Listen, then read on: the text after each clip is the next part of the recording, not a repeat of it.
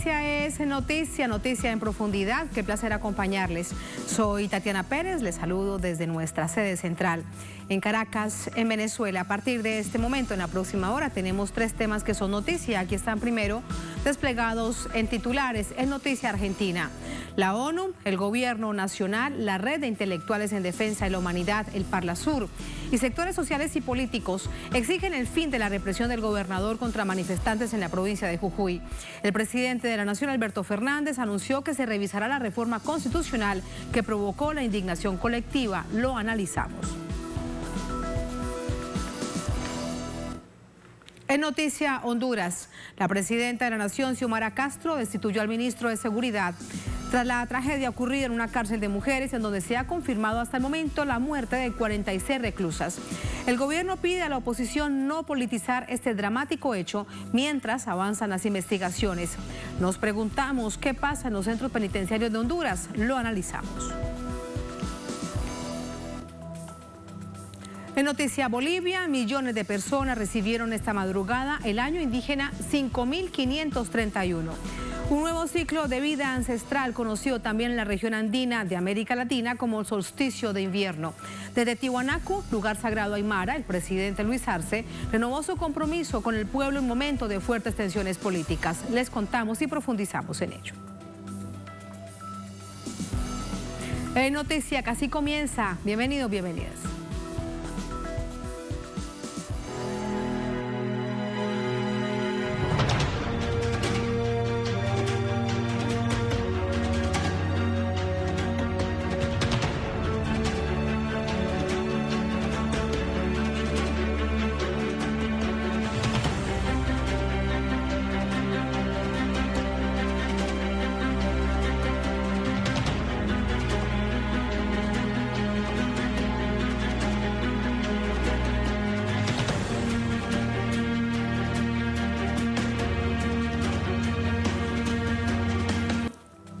En noticia argentina, desde la capital Buenos Aires, sindicatos, movimientos sociales y políticos exigen el fin de la represión en la provincia de Jujuy.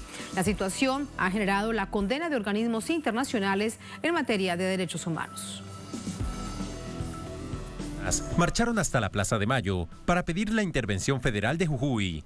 Sindicatos, movimientos sociales y políticos desbordaron las calles bonaerenses como símbolo de acompañamiento al pueblo jujeño contra la brutal represión ordenada por el gobernador provincial Gerardo Morales y en rechazo a la reforma constitucional provincial que quita el derecho a las tierras y cercena el derecho a la protesta social. El violento accionar de los cuerpos de seguridad de la provincia ha dejado más de 170 heridos, uno de gravedad por traumatismo de cráneo y al menos 68 detenidos. Frente a la escalada de tensiones, el presidente Alberto Fernández llamó al gobernador Morales a terminar con la represión y violencia estatal y encontrar caminos de diálogo. Asimismo, instruyó al Ministerio de Justicia a analizar los artículos de la reforma votada en Jujuy. El gobernador, por su parte, continúa responsabilizando al gobierno nacional de la violencia desatada. Informó que envió notas a organismos internacionales que dan cuenta de la legitimidad de la nueva constitución provincial. La bancada opositora Juntos por el Cambio dio su respaldo al gobernador jujeño sobre el pronunciamiento de la Comisión Interamericana de Derechos Humanos, que insta a respetar los estándares de uso de la fuerza en las protestas. La precandidata a la presidencia, Patricia Bullrich, acusó al organismo de interferir en los asuntos del país. Desde nuestro punto de vista, es una total y absoluta injerencia sobre un tema que no conoce, que no ha venido al territorio, no ha venido nunca. Ya hemos tenido casos así. No vamos a pensar que esa Comisión Interamericana de Derechos Humanos, tal cual ha planteado este comunicado, tiene alguna importancia en este momento. Este miércoles, la Oficina de Derechos Humanos de la ONU en Argentina también expresó preocupación. El representante para América del Sur de la oficina, Han Jarabá, instó a las autoridades provinciales y nacionales a investigar con premura todo indicio de violaciones de derechos en el contexto de estas manifestaciones. Las exhortó a redoblar esfuerzos para promover el diálogo y reducir las tensiones, abordando las causas profundas de las protestas y evitando cualquier retroceso en términos de derechos humanos. A través de Twitter, la vicepresidenta Cristina Fernández comparó lo sucedido en los últimos días en Jujuy con la represión ordenada en diciembre de 2001 por el entonces presidente Fernando de la Rúa, que terminó con 38 muertos y 500 heridos en todo el país. CFK recuerda que el gobernador Morales era un alto funcionario de aquel gobierno. Allí parte de los hechos, todo esto marcado por una masiva jornada de movilización en Buenos Aires. De esto le preguntamos a nuestro corresponsal en la capital argentina, Juan Carlos Bartolota. Hola Juan, ¿cómo finaliza esta jornada? Estuviste en las calles, tomaste testimonio de la gente de sectores políticos, sectores sociales y gente del común que decidió sumarse a esta protesta, a esta indignación. Adelante con este balance. Gracias, Tatiana. Buenas noches. Efectivamente, te diría que sorprendió a propios la masividad de la marcha que hoy se produjo en la ciudad de Buenos Aires, intentando llegar hasta la casa de Jujuy, porque la policía de Horacio Rodríguez Larreta valló toda la zona, con lo cual se impidió llegar hasta la puerta misma de la casa de la provincia de Jujuy. Fue masiva la movilización. Mucha gente de a pie, digamos, muchos docentes estuvieron presentes allí. Y pensaba antes, Tatiana, qué patético escuchar algunas declaraciones, ¿no? Porque recién la escuchábamos a Patricia Bullrich, de alguna manera, como se dice aquí en la Argentina, ninguneando, no teniendo en cuenta lo que dice la Comisión Interamericana de Derechos Humanos. Esas mismas comisiones de organismos internacionales, ellos enarbolaban cada vez que tenían que ir en contra del gobierno bolivariano de Venezuela, ¿no? Exhibían algunas declaraciones de estos organismos. Ahora no sirven, ahora se meten en asuntos internos. Ellos que justamente todo el tiempo, durante todos estos años, han intentado justamente involucrarse en asuntos internos, no ya del propio país, sino de otros países, como el caso de Venezuela, o la propia Cuba o Nicaragua. Bueno, es realmente patético. Es patético escuchar al jefe de la policía de la provincia de Buenos Aires, de la provincia de Jujuy, diciendo que había mucha gente con tonada porteña, es decir, con tonada acento de Buenos Aires. De los más de 60 detenidos, no había una persona que fuera oriundo de la provincia de Buenos Aires o de la ciudad de Buenos Aires. Eran todos jujeños. Es patético escuchar decir que en esto estuvo involucrado el gobierno nacional, la vicepresidenta Cristina Fernández de Kirchner, la Cámpora, cuando vemos imágenes de todo durante todos estos días mostrando a los jujeños movilizados justamente en contra de esa reforma constitucional de Morales. Es patético ver los medios hegemónicos, Tatiana, ocultando lo que está pasando en Jujuy. Hoy el noticiero más visto de la televisión abierta en la República Argentina estuvo más de 30 minutos ocupándose de un caso que es importante, no digo que no, que es un caso de femicidio que se produjo en la provincia de Chaco, porque allí también hay intencionalidad política, no en el caso, sino en el tratamiento que se le está dando.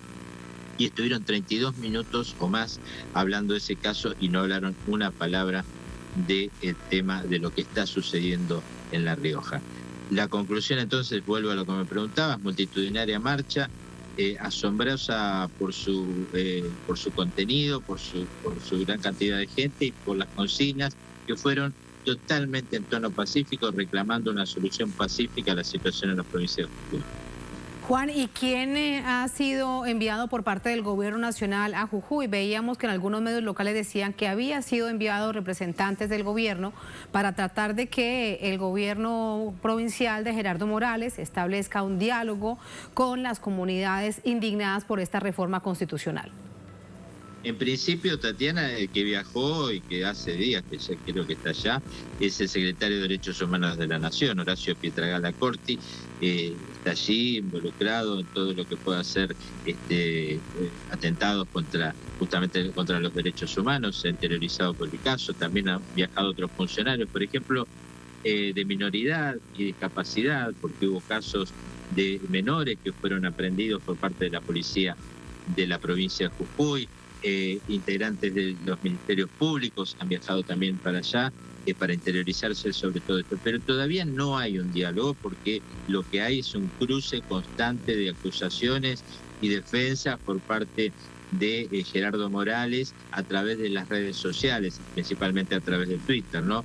Es muy difícil establecer una línea de diálogo en estas condiciones cuando hay un gobierno negacionista de la situación que está ocurriendo en la provincia de Jujuy. Situación que además oculta el retroceso que tuvo que tener Gerardo Morales en esta imposición que quería dar en su provincia con estos artículos de la nueva o de la reforma constitucional que fue aprobada, pero que fue modificada ante la contundencia de los hechos de la gente en Jujuy en las calles, ¿no? Ahí la situación entonces. Gracias, Juan. Estamos muy pendientes en próximas horas cómo sigue esta situación. Insumos para el análisis. Buenas noches, hasta mañana. Buenas noches, Tatiana. Buenas noches. Para ello nos acompaña Alejandro Rusconi, es miembro del grupo de trabajo del Foro de Sao Paulo, es integrante del Movimiento Evita, nos acompaña desde La Plata, en Argentina. Alejandro, buenas noches, ¿cómo estás? Bienvenido. Muy buenas noches, Tatiana, muy bien. Muchísimas gracias. Primero, preguntarte sobre un hecho que en distintos sectores sociales exigen, piden de distintas maneras, y es que el gobierno nacional, el gobierno del presidente Alberto Fernández, haga algo para que se acabe, primero que todo, con un asunto fundamental, que es la represión por parte de las fuerzas de seguridad enviadas por el gobernador Morales contra la movilización, y luego que se revierta la reforma constitucional. Así que son dos hechos que hoy veíamos en general que se pedía desde Buenos Aires al gobierno nacional. ¿Cuál es la posibilidad para que esto suceda? Bueno, debemos aclarar también que aparte de la movilización de Buenos Aires, en estos momentos hay una marcha en Jujuy, una marcha antorcha, una marcha pacífica, con participando más de 5.000 personas. En este momento que se están pidiendo también que se derogue esta constitución que fue votada entre gallos y medianoche y manchada de sangre, ¿no? Esta constitución que cerciona los derechos elementales, como el derecho a la propuesta, a la protesta, que está garantizada por nuestra Constitución, con nuestra Constitución Nacional. También es una Constitución que cambia, por ejemplo, la arquitectura estadual, por ejemplo, dándole al Poder Ejecutivo más poder, donde puede designar a los jueces, y también una Constitución que va por los recursos naturales o los bienes comunes, ¿no? Porque esos recursos que casualmente están en adyacencia donde están las comunidades indígenas, los pueblos originarios, y esto tiene que ver que van por el litio. Hoy se le exige, la marcha fue numerosa, las centrales de los trabajadores, la UTE, la Unión de Trabajadores de la Economía Popular, la CTA, ATE y los movimientos sociales, le piden al gobierno también una intervención a la provincia. El gobierno dice que está estudiando el tema de la Constitución, el tema que lo que queremos es que se pare esta represión donde hubo más de 168 heridos, hubo más de 60 detenidos, hoy fueron liberados 54 heridos de balas de goma. Y lo que debemos aclarar, que acá, como ha actuado la Policía Provincial, ha actuado igual que como actuó en Chile los Carabineros y como actuó el SMAT en Colombia, es decir, utilizando el armamento que es de disuasión como prevención. Lo han utilizado no tirar en forma parabólica, sino que han tirado directamente a la cabeza, no al cuerpo, y hay heridos. Hay un joven de 17 años, por ejemplo, que perdió un ojo. Hay con traumatismos visuales muchos heridos, es decir, que utilizan los mismos métodos represivos que se han utilizado en el continente. Y yo te decía algo, Tatiana, con el tema del litio. Con el tema del litio, nosotros no debemos dejar pasar por alto las declaraciones de la jefa del Comando Sur, Laura Richardson, ¿no? Cuando se expresó, que ha visitado 2 veces la Argentina en los últimos 2 años, cuando dijo que venían por esos recursos. Y recordemos que esta provincia, la provincia de Jujuy, fue la base donde se mandó armamento contra el golpe de Evo Morales. De aquí salió la gendarmería con municiones para reprimir en el golpe contra Evo Morales, ¿no? Sí, Alejandro, pero con esto último, para ponerlo además en el contexto nacional, una negociación con respecto a la exploración y explotación del litio correspondería al gobierno nacional, no a un gobierno provincial. ¿O cómo funcionaría en este caso? Porque pensamos entonces que se estaría tomando atribuciones el gobernador Gerardo Morales que no le competen. No, el tema es que nosotros, por la reforma constitucional del año 94, los recursos naturales son de las provincias, ¿no? Y Jujuy es una provincia donde es importante el tema de la minería. Durante más de décadas ha liderado la iniciativa de este Estado provincial para incentivar y participar en lo que son los emprendimientos mineros, creando empresas a tales efectos, ¿no? Y, como te decía anteriormente, y estos recursos son adyacentes a los asentamientos de comunidades indígenas, ¿no? Que son los pobladores del altiplano. Que eso es parte de la gran indignación, y es que se van a poner en feria los territorios ancestrales. Pero esto quiere decir entonces que el gobernador Morales sí podría hacerlo. Si desea entonces montar una fábrica de explotación de litio en la provincia de Jujuy, la Constitución en este momento como queda se lo permitiría. Sí, se lo permite, pero también debemos aclarar a dónde están asentados esos minerales. Están asentados en territorio donde ancestralmente están asentados los pueblos originarios, son linderos, digamos, las minas de litio. Y también lo que prevé la Constitución es la reforma con el tema de la propiedad de la tierra, ¿no? Sí, entendemos. De hecho, esa es la explicación del nivel de indignación de comunidades indígenas allí en Jujuy. Hemos visto sobre todo organizaciones indígenas, de hecho en las expresiones, en las calles, la mayoría de ellas, y también el sector educativo. Sí, porque viene, recordemos que acá se viene una protesta por el tema de los salarios, ¿no? Y lo que se ha logrado es una unidad, se ha logrado una unidad que hace tiempo no se tenía en Jujuy, desde 2015 que asumió Gerardo Morales, ¿no? Que trató de desarticular a los movimientos sociales con la detención arbitraria y legítima de Milagro Sala. Hoy está todo el pueblo unido, digamos, los pueblos originarios, los docentes, los trabajadores estatales y toda la comunidad. Es importante ver cómo la gente está al costado de la ruta, hay ollas populares. Recordemos que estamos con una temperatura a veces a grados bajo cero, y hay ollas, se le sirve bebida caliente a la gente que se está manifestando, la solidaridad de la comunidad. Eso es muy importante, porque la política represiva de Gerardo Morales ha logrado unir a toda la comunidad jujeña. Y volviendo al tema de la reforma constitucional, lo que yo te preguntaba inicialmente, Alejandro, el presidente Alberto Fernández le pide a sus ministros, a su gabinete, a los que les corresponde, que se debe revisar esa reforma constitucional. ¿Puede hacerlo el gobierno nacional? Sí, puede hacerlo, podría intervenir la provincia también, por el caso de la comisión que existe. Aparte, la Constitución esa provincial está violando derechos que están en la Constitución nacional, es decir, va en contra de la Constitución nacional. Por ejemplo, cuando está hablando, habla de una categoría de derecho que se llama la paz social, ¿no? Y la reforma constitucional eleva a rango constitucional la prohibición de alguna expresión en la protesta social, como es corte de calle, de ruta y toda otra perturbación al derecho de la libre circulación. Y esto ha sido por el comisionado de las Naciones Unidas de los Derechos Humanos, también en una misiva que le mandó al gobernador, con copia al gobierno nacional y al gobernador de la provincia de Jujuy, Gerardo Morales, ha remarcado no solo la actitud represiva de la fuerza de seguridad, sino también el texto de la Constitución, por ejemplo, con el derecho a la protesta.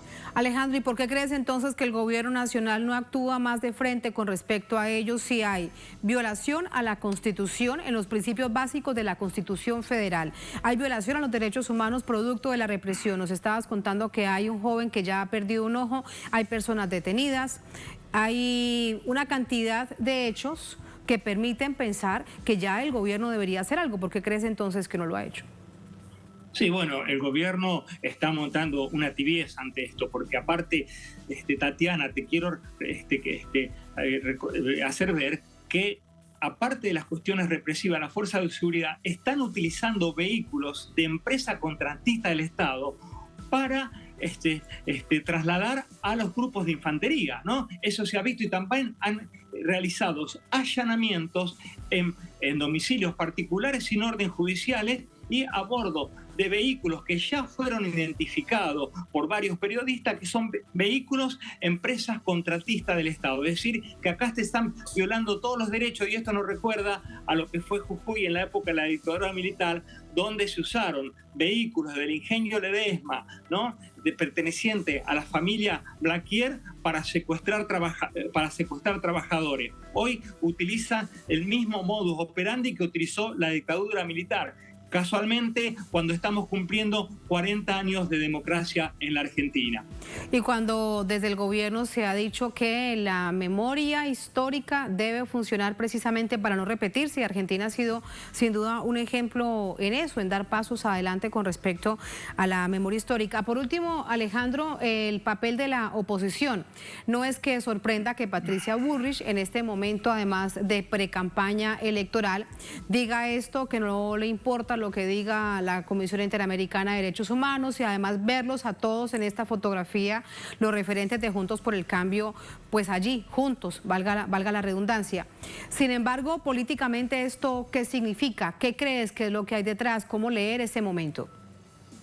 No, esto es lo que se viene en la Argentina, digamos. Si acá llega a ganar lo que es Juntos por el Cambio, si Patricia Bullrich llega a ser presidenta, lo que se viene es la represión, lo que se viene es el modelo de Gerardo Morales, es decir, coartar la libertad de expresión, ¿no?, cercenar los derechos, ir por los recursos naturales, y después, vos lo decías bien recién, critican al organismo de derechos humanos, ¿no? Miremos bien con la doble vara que lo miran, porque antes también critican a la CIC, critican a la OEA ahora, pero con el tema de ellos son los que se abrazaban con Almagro, y son los que los felicitaban por su accionar contra Venezuela, ¿no? Y hoy critican a los organismos internacionales. Lo que tenemos que ver es cómo utilizan la doble vara la oposición en Argentina para tratar a los organismos internacionales según le convenga, cuando son gobiernos o no.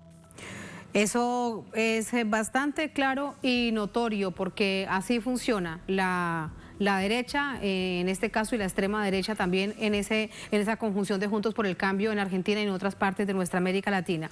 En conclusión, lo que está haciendo Gerardo Morales es oportunismo político. ¿Crees también que hay mucho de eso?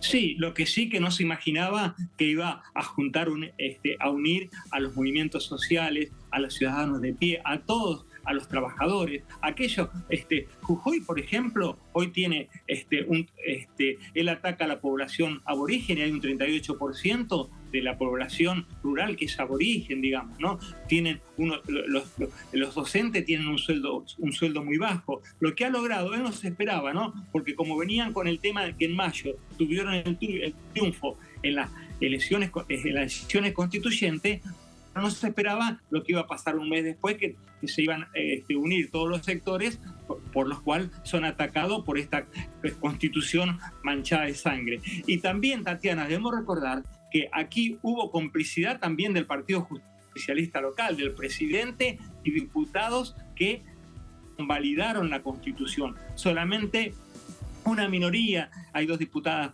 nacionales que... Y esto, sí, Alejandro, bien que lo recuerdas, el Partido Justicialista local que acompaña la votación para que saliera adelante esta reforma constitucional. ¿Qué explicación se da a eso? Sí.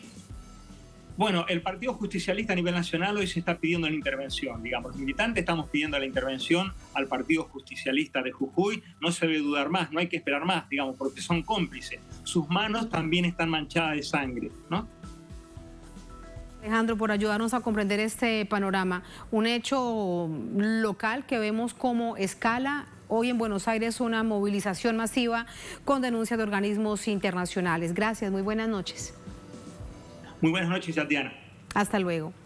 Así vamos a la primera pausa en esta emisión de Es Noticia. Al volver en Noticia, Honduras. La presidenta de la Nación, Xiomara Castro, destituyó al ministro de Seguridad tras la tragedia ocurrida en una cárcel de mujeres en donde estaba el momento. Se han confirmado la muerte de 46 reclusas. El gobierno pide a la oposición no politizar este dramático hecho mientras que avanzan las investigaciones. ¿Qué pasa en los centros penitenciarios de esta nación centroamericana? Vamos a profundizar en ello al volver en el noticiero.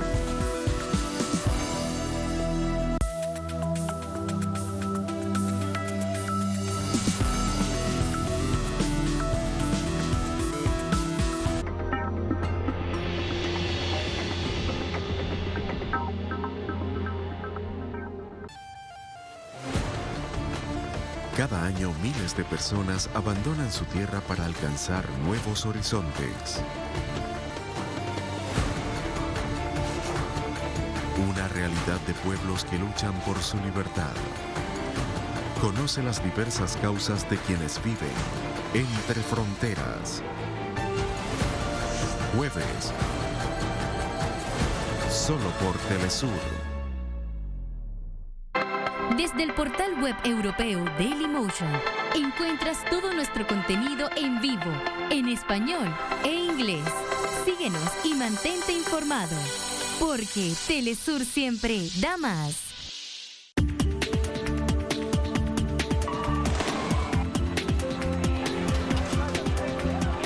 De lunes a viernes te ofrecemos un espacio de entrevistas que impulsa el análisis de los acontecimientos políticos.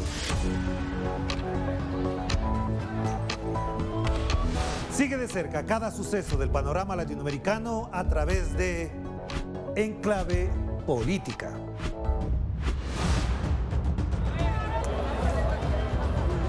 Solo por Telesur. El mundo sintoniza Telesur. Juan Carlos Bartolota desde Argentina. Porque Telesur siempre da más.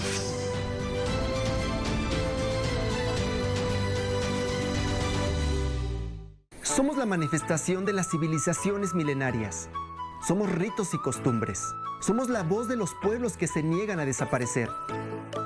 Somos lenguas y patrimonios. Somos indígenas. Somos afros. Somos blancos. Somos arte. Somos tradiciones. Somos culturas. Eso somos. De lunes a viernes, solo por Telesur.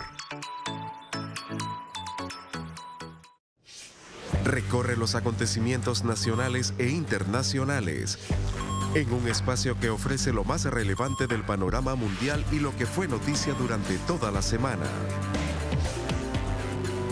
En síntesis, todos los viernes,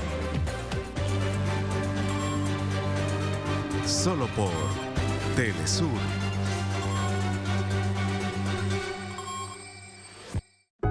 Es nuestro deber revertir el daño que ocasionamos al planeta.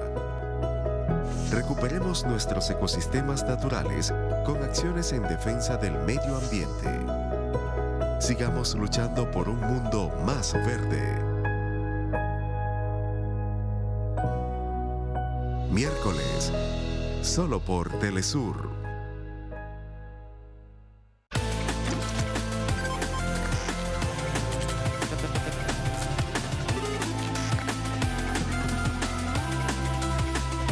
Nos acercamos a una nueva era. Las tendencias tecnológicas y el despliegue masivo de nuevas redes es apenas el comienzo de lo que nos depara esta nueva década. Atomun. Viajeros del saber, el futuro es hoy.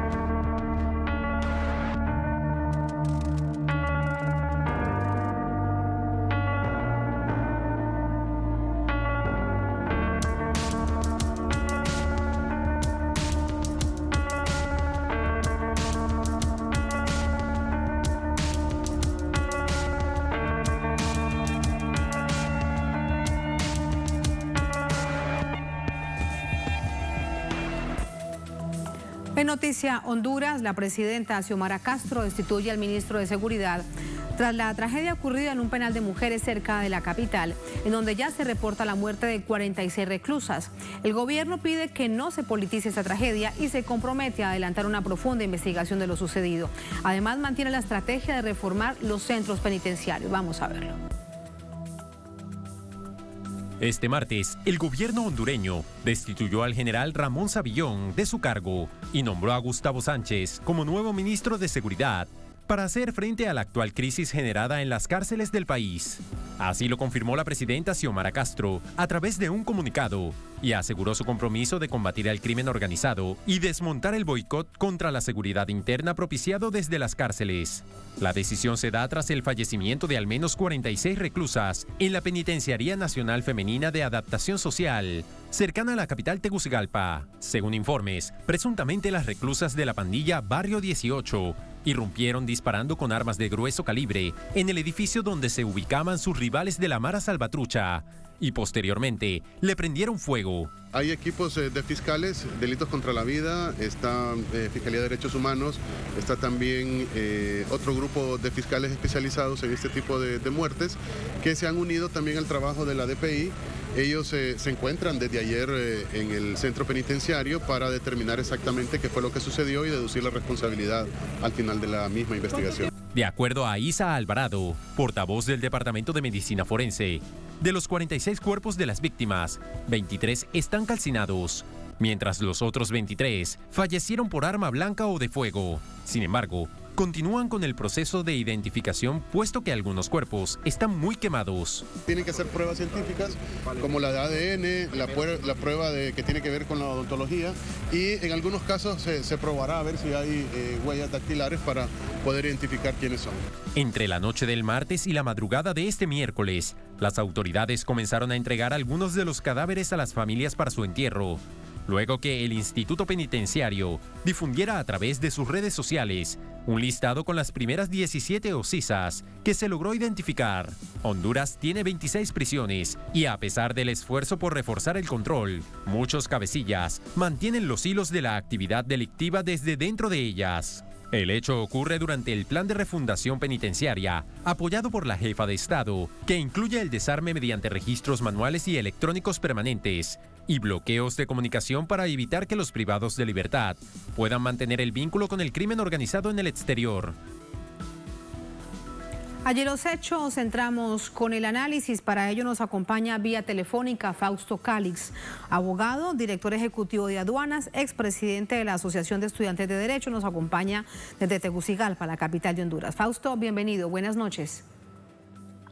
Hola, muy buenas noches. Saludos al inmenso auditorio de Telesur. Muchas gracias. Efectivamente, tal y como lo han mencionado, hay una situación que es una caldera y una bomba de tiempo en nuestro país, el sistema carcelario, y la presidenta ante eso ha tomado algunas decisiones drásticas, como ella lo mencionó, pero que son necesarias para garantizar el orden, para garantizar la paz social dentro del sistema carcelario de nuestro país y, por supuesto, para la ciudadanía en general. Fausto, una de las hipótesis es que hubo una reyerta entre dos grupos de mujeres representantes, cada una de ellas de bandas que hacen vida dentro de las cárceles en distintas partes de Honduras. ¿Qué opinas acerca de ello? ¿Cuál crees que es la veracidad de esa hipótesis? ¿Hacia dónde debería derivar? Bueno, es que en principio no podemos desligar ni el sistema carcelario hondureño es una isla de la realidad de país encontrada. El nuevo gobierno apenas tiene 17 meses en el cargo, la nueva administración. Venimos con niveles de violencia bastante institucionalizado dentro del propio Estado. Para nadie es desconocido que quien estuvo hasta hace 17 meses dirigiendo el poder ejecutivo dentro de nuestro país, hoy está siendo enjuiciado o procesado en una corte del Distrito Sur de Nueva York por narcotráfico.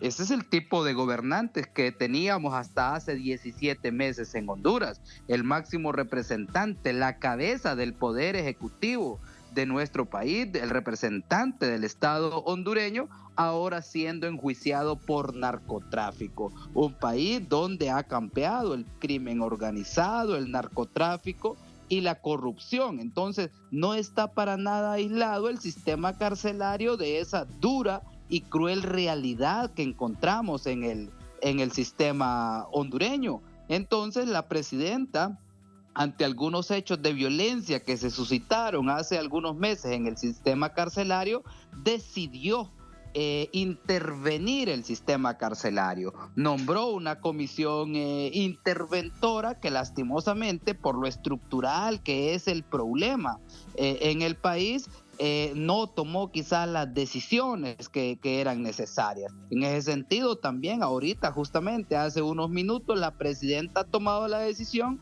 de apartar a la presidenta de la comisión interventora, que dicho sea de paso es la subsecretaria de Estado en los despachos de seguridad de nuestro país, y también tomó la decisión de apartar del cargo al secretario de seguridad, al ministro de seguridad. En su defecto ha nombrado a una persona con una amplia trayectoria en esta materia que venía dirigiendo a la Policía Nacional de nuestro país. Entonces, no hay que verlo, el tema carcelario en nuestro país, solo como la riña entre dos bandos dentro del sistema carcelario, sino como un problema estructural que ha sido una bomba de tiempo que vino a explotar lastimosamente en este momento. Un problema estructural sobre el que la presidenta Xiomara Castro pide que no se politice, tal como hemos visto ya desde distintos sectores de la oposición.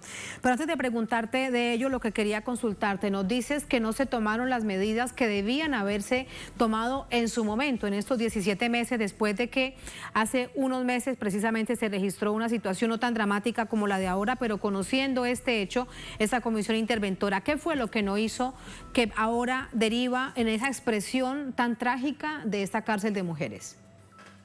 Creo que a la comisión interventora le ha faltado dureza a la hora de tomar decisiones. No estamos combatiendo a cualquier grupo, estamos combatiendo al crimen organizado, que ha sido un autogobierno histórico dentro de las cárceles de nuestro país.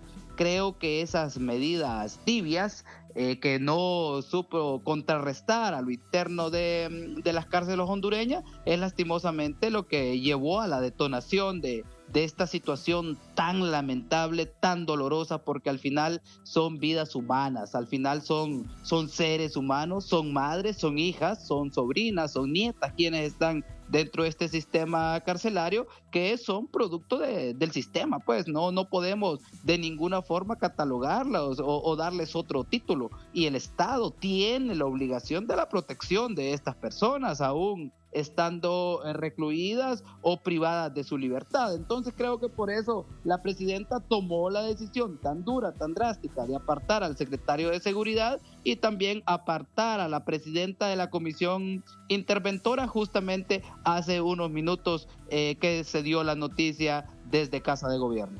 Precisamente lo teníamos en el informe que nos precedía, Fausto. Ahora el tema de carácter político. ¿Quién está tratando de politizar este hecho tan dramático para generar aún más chispa dentro de la tensión generada por esta situación? Bueno, el gobierno está siendo saboteado por diferentes frentes. El crimen organizado sigue vivo, lastimosamente.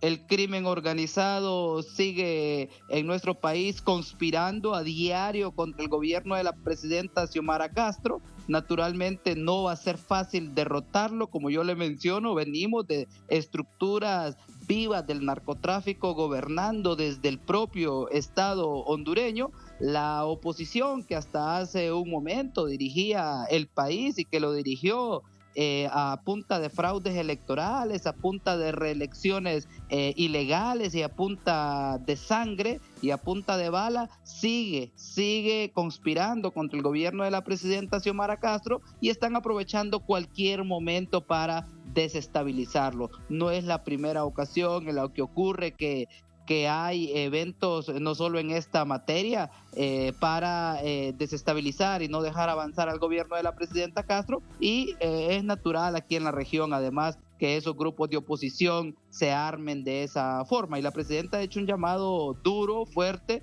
que no aprovechen situaciones de dolor, de angustia y de tristeza para el pueblo hondureño para sacar partido político. Yo creo que no estamos para eso y el pueblo hondureño debe de condenarlo. Sin duda, eso es lo que ha dicho la presidenta, pero bueno, bien conocemos también la oposición y en este caso en tu país, después del golpe de Estado del año 2009, cómo la derecha y la extrema derecha se organizó para generar tal nivel de institucionalidad mafiosa. Bien recordabas además el ejemplo del expresidente Juan Orlando Hernández, que está en una cárcel en Estados Unidos condenado por narcotráfico. Pero en este punto, dos instituciones que serían claves para analizarlas, Fausto: el sistema penitenciario y las fuerzas militares. ¿Cuánto se han depurado en estos 17 meses? ¿Qué ha pasado? ¿Cuál es la radiografía de ello? No, mira, nosotros solo hemos llegado a administrar el Estado. Las estructuras, las ramas del crimen organizado continúan vivas y latentes.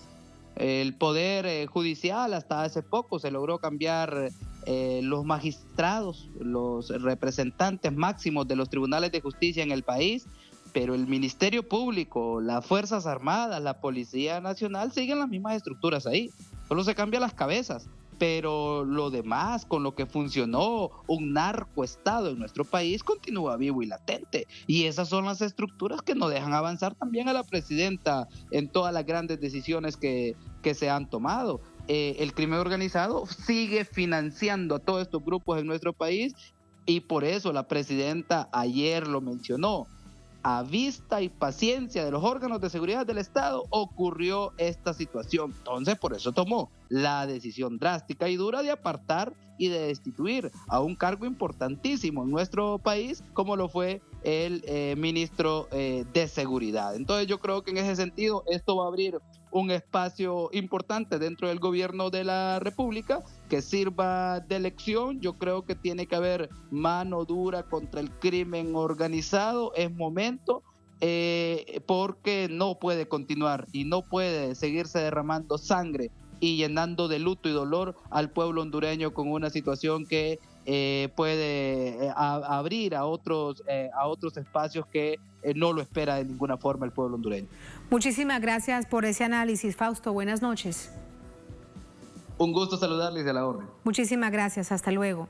Así vamos a la última pausa en esta emisión de Es Noticia. Al volver en Noticia Bolivia, millones de personas recibieron esta madrugada el año indígena 5531. Un nuevo ciclo de vida ancestral conocido también en la región andina como solsticio de invierno. Desde Tiahuanaco, lugar sagrado Aymara, el presidente Luis Arce renovó su compromiso con el pueblo en momento de fuertes tensiones políticas. Les contamos y profundizamos en ello. Al volver, estamos en Es Noticia.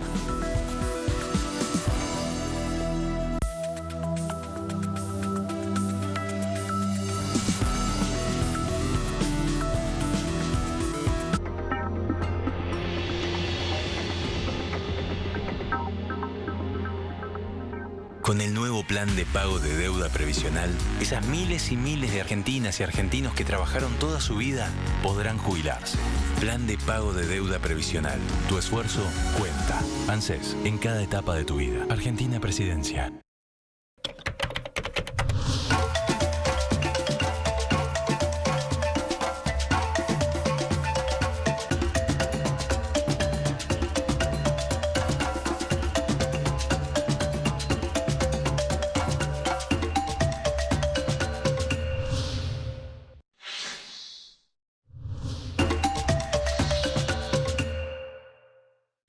Contacta a tu operador de cable y pide la señal de Telesur HD, así de sencillo. En inglés se transmite a través del satélite IS-14 para Latinoamérica y el Caribe. Y para nuestros pueblos de habla hispana, el satélite IS-34 en América y Europa. Haciendo más fuerte es nuestra huella mundial, porque Telesur siempre da más.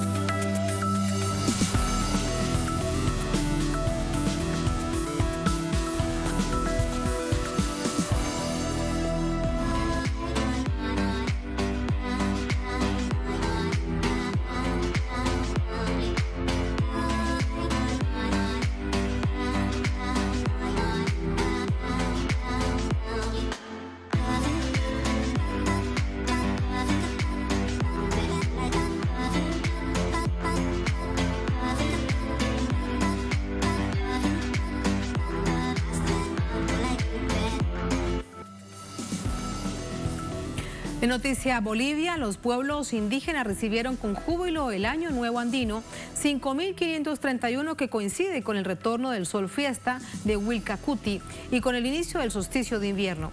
En el nuevo inicio del nuevo año, el presidente de Bolivia, Luis Arce, expresó los mejores augurios para su pueblo desde un lugar sagrado. Allí estuvo nuestro corresponsal Freddy Morales y nos trae la siguiente historia. Las primeras luces del alba ponen fin a una prolongada vigilia en la noche fría, alrededor de fogatas, y anuncia la fiesta del retorno del sol, Wilcacuti en Aymara, y del año nuevo número 5531, según el calendario andino amazónico. Año nuevo, de esperanzas renovadas.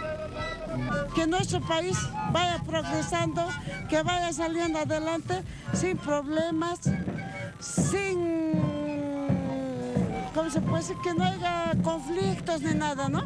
Que haya más bien mancomunidad, comunicación. Que haya una buena producción el 2024, 2025, que haya una buena producción. Así, tal vez nuestro país va a tener esa producción que vamos a tener, ellos van a tener que servirse. La tradición de los pueblos originarios del altiplano y valles cuenta que la del 20 de junio es la noche más larga del año. Se teme que el sol se hubiese ido para siempre. En vigilia, durante la noche, se les ruega que vuelva y cuando lo hace, estalla la fiesta. Es el inicio de un nuevo año para el mundo indígena. Anoche dejamos hasta medianoche con el aculico, el año nuevo viejo despachamos y a partir de hoy día estamos entrando a un año nuevo, nuevamente, porque en diciembre esperamos, pero para los aymaras esas 5.531 años a partir de hoy día, después de medianoche. La ceremonia central del retorno del sol se realiza cada año en el Centro Ceremonial Prehispánico de Tiwanaku, donde florecieron importantes culturas antes de la era cristiana.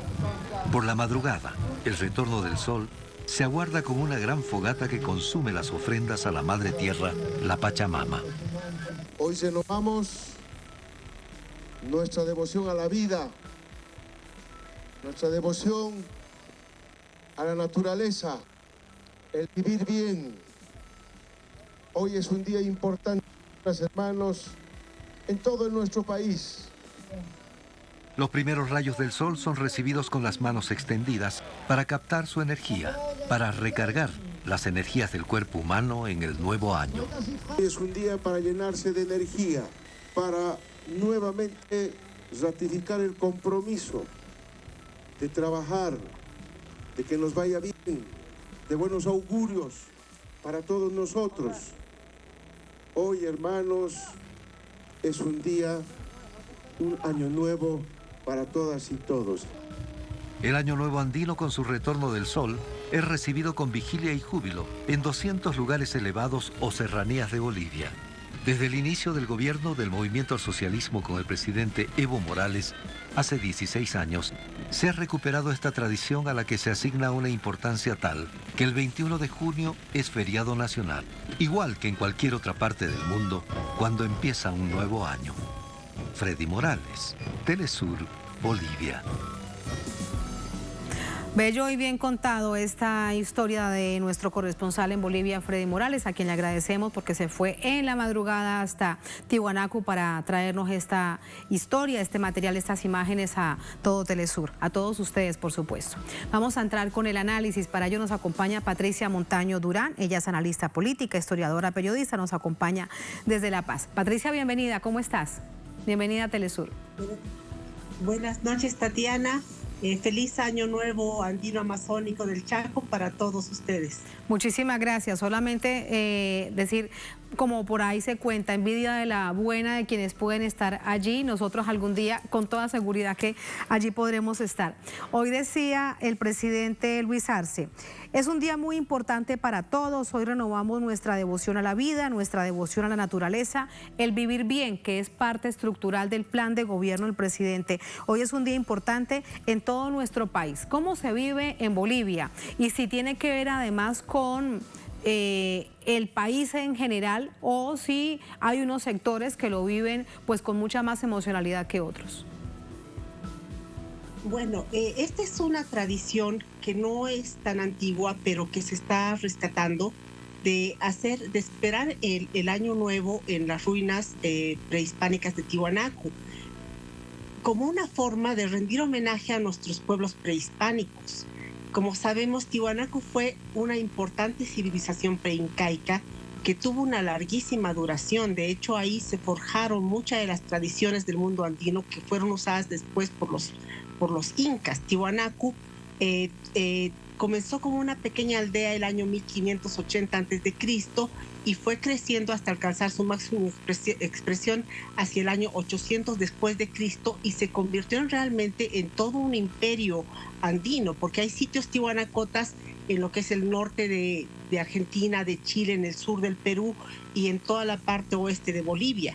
Y esta era una zona altamente poblada, justamente porque somos aymaras. Esta es la cuna de la civilización aymara, en que tuvimos una altísima, una civilización muy, muy poderosa, una organización política asombrosa para su época, porque ellos han construido una ciudad y que tenía realmente una importancia panandina muy importante.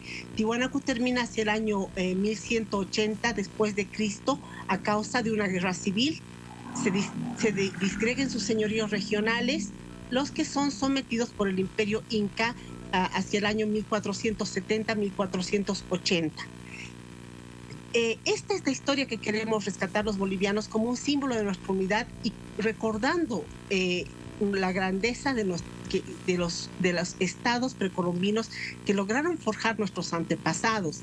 Entonces, el 21 de junio rememoramos todo esto y hacemos una ofrenda a la Pachamama, esperamos el nuevo amanecer con mucha ilusión y normalmente ya se hacen verbenas, se ha hecho una festividad diferente, pero en todo caso el objetivo es celebrar a nuestros pueblos originarios, porque no olvidemos que cuando Bolivia se fundó el año 1825 tenía 1.100.000 habitantes, de los cuales 800.000 eran indígenas. Bolivia es un país indígena y entonces queremos rescatar nuestros saberes, nuestras tradiciones con este año nuevo andino amazónico del Chaco. Un país orgullosamente indígena en su gran mayoría. De hecho, qué historia tan maravillosa nos estás contando. Mirar hacia atrás para comprender el presente y todo lo que esto significa, el valor además que se le debe dar en todo su contexto, Patricia. Y por eso es entonces en que no solamente en Tiwanaku se hace esta ofrenda a la Pachamama, hay otras partes de Bolivia donde también se hace. Sí, la tradición se ha extendido. Es que la fuerza de nuestras culturas precolombinas es muy importante. Por ejemplo, esta tradición del saumerio, de la mesa, de la ofrenda a la Pachamama que se hace, que es quemar unas hierbas con algunos objetos dulces, con algunos simbolismos, hacerlo de todo corazón a la Pachamama, es una ceremonia que se hacía usualmente cuando Tiwanaku era un estado. En las ruinas arqueológicas se han encontrado muchísimos saumerios, piezas de cerámica bellísimas con figuras zoomorfas, antropomorfas, de diferentes maneras, pero todos hacían esta ofrenda a la Pachamama para que a través del humo nos podamos contactar con nuestros achachillas, con nuestros antepasados y tener una unidad con el cielo, con lo celeste, con las fuerzas no solo del cosmos, ¿no? Dentro de la cosmovisión andina. Y esta costumbre, por ejemplo, que antiguamente era andina, digamos, del lado altiplánico, se ha expandido y actualmente en todos los lugares del país, norte, sur, usted va a Tarija, va a Cochabamba, va a Santa Cruz, se hace la ofrenda a la Pachamama, que es una costumbre antiquísima. Como le digo, Tiwanaku comenzó el año 1500 a.C. como una aldea, pero ya los primeros años de nuestra era se practicaba en estas ceremonias. Entonces, recordamos nuestros ancestros y hacemos las mismas ceremonias, y esto, en vez de disminuir, se va expandiendo más aún en todo el país, y creo que fuera del país también. Entonces nuestra fuerza ancestral es muy profunda, por eso estamos muy orgullosos de hacer este tipo de celebraciones para recordar la grandeza de nuestros antepasados y de que tuvimos un pasado glorioso en tiempos prehispánicos. De hecho, hay otras naciones de nuestra América Latina que también lo celebran con muchísima emoción, con muchísima pasión. En Ecuador, en Perú, en Brasil, parte de Colombia también. Así que no es solamente con respecto a Bolivia, sin embargo, sí lo que caracteriza en este caso a Bolivia, Patricia, es que es una nación plurinacional que reconoce a todos y todas los pueblos originarios que hacen vida allí. Y esto sí, te lo pregunto además como historiadora, que marca la gran diferencia con el resto de nuestra América Latina. Evidentemente, mira, en tiempos precolombinos la parte más densamente poblada, porque estaba protegida por un estado, era el sector oeste de lo que hoy es, digamos, Bolivia. Y el Tahuantinsuyo, como sabemos, venía desde Argentina, Chile, Bolivia, Perú, Ecuador, Colombia, y alcanzó obviamente una extensión muchísimo más grande que del estado de Tiwanaku, pero que también llegó a ser una unidad política y era una parte sumamente poblada. En el sector oriental de lo que hoy es Bolivia vivían otros pueblos que no habían alcanzado grados tan altos, ¿no?, de civilización, como los guaraníes, los esejas. Tenemos un conjunto de pueblos originarios, obviamente, que tienen todo el respeto de sus culturas en nuestro estado plurinacional.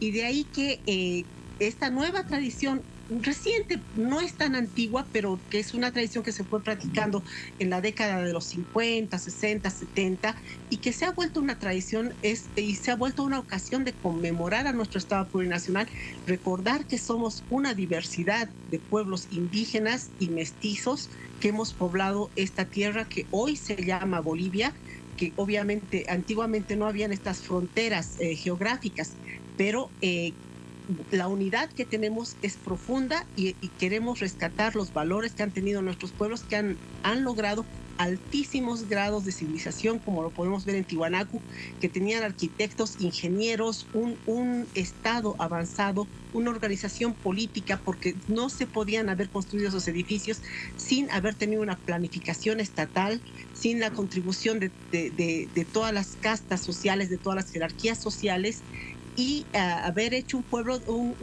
unos estados maravillosos de los que debemos sentirnos orgullosos. No olvidemos que cuando hubo la invasión española, admiraban la organización política que encontraron del Tahuantinsuyo, donde el Estado retribuía al pueblo con silos para que no haya hambruna en ningún lugar del territorio. De ahí que algunos autores propusieron que el Incario fue un Estado socialista. Bueno, eso puede ser sujeto de análisis, pero en todo caso estamos orgullosos de nuestro pasado y celebramos nuestra diversidad. Hoy en diferentes lugares del territorio, de todo el país, en diferentes lugares sagrados precolombinos, rendimos homenaje a nuestros pueblos prehispánicos fundamentalmente. Lo vemos cómo se vive en Bolivia. Estaba contándoles de algunos países de nuestra América Latina que también se celebra, y me faltó Chile, que por ahí me estaban diciendo que en Chile también, por supuesto, el pueblo mapuche, la comunidad mapuche también celebra y le hace ofrenda durante esta jornada en el solsticio de invierno a la Pachamama. Patricia, por último, paso de tu rol como historiadora, analista político, pero brevemente, el mensaje que además entre líneas envía el presidente Luis Arce, no solamente a sectores del MAS, que vemos cómo hay este nivel de conflictividad interna, sino en general a todo el país, porque si lo que observamos en términos económicos y a comparación del año 2019, después de este golpe de Estado, de esa oscura noche de casi un año, el país pues va realmente muy bien, y el presidente Luis Arce lo que dice es: vamos a estar mucho mejor, mi compromiso lo renuevo por la vida, por todos y todas.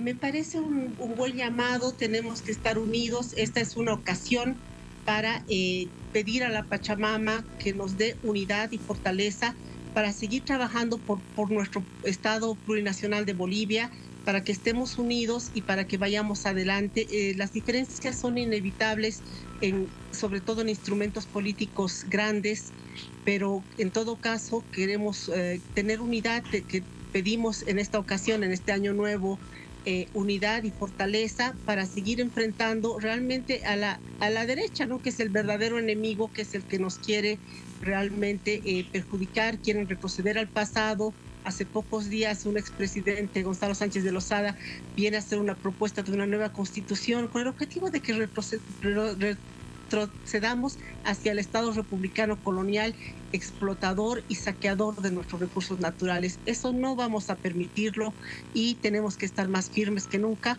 por trabajar en bien de nuestro Estado plurinacional de Bolivia. Muchísimas gracias por ese análisis y por contarnos parte de esa historia tan maravillosa que todos y todas debemos conocerla. Muchas gracias, Patricia. Buenas noches. Muchas gracias a ustedes. Hasta luego.